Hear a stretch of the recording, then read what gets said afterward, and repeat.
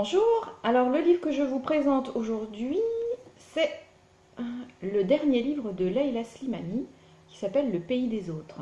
Alors là, c'était la lecture du confinement. C'est vraiment un livre que j'ai adoré. C'est une trilogie qu'elle nous propose, donc ici c'est le premier volume.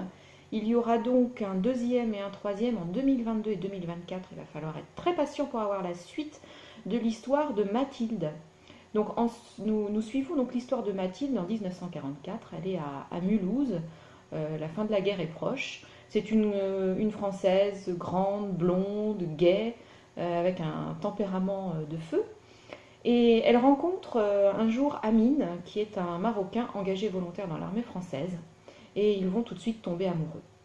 Ils se marient en Alsace. Et à la Libération, ils décident tous les deux d'aller vivre au Maroc, donc dans le pays d'Amine. Alors la réalité va être rude et compliquée pour Mathilde qui découvre un pays complètement différent du sien. Elle va en plus avoir la surprise de vivre pendant un an dans la famille d'Amine et va donc découvrir le quotidien, la condition des femmes. Euh, en fait, ils doivent attendre. En fait, Amine a hérité d'une ferme et il doit attendre un an que le bail se termine.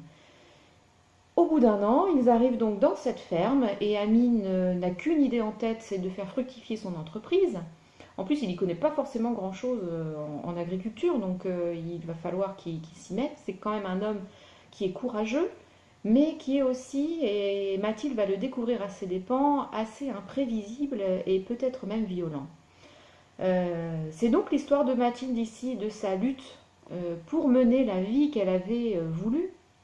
Elle se rend compte finalement que ce n'est pas une vie pour elle, c'est pas celle la vie dont elle avait rêvé, mais grâce à son tempérament, eh bien, elle va tout faire pour améliorer en tout cas sa condition. Elle va apprendre l'arabe, elle va éduquer ses enfants, puisqu'elle a deux enfants avec Amine, elle va donc les éduquer dans la religion catholique.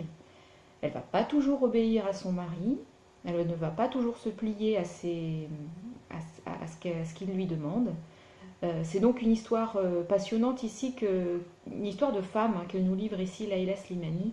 Elle nous mène dans le cerveau de Mathilde, dans ses pensées, et elle va en fait, grâce à son écriture aussi, une écriture vraiment dynamique, précise, elle va nous proposer des réflexions sur les thèmes de l'exil et aussi sur le thème du métissage à travers les yeux des enfants de Mathilde.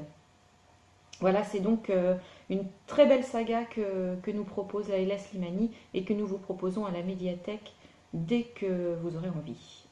Voilà, à bientôt.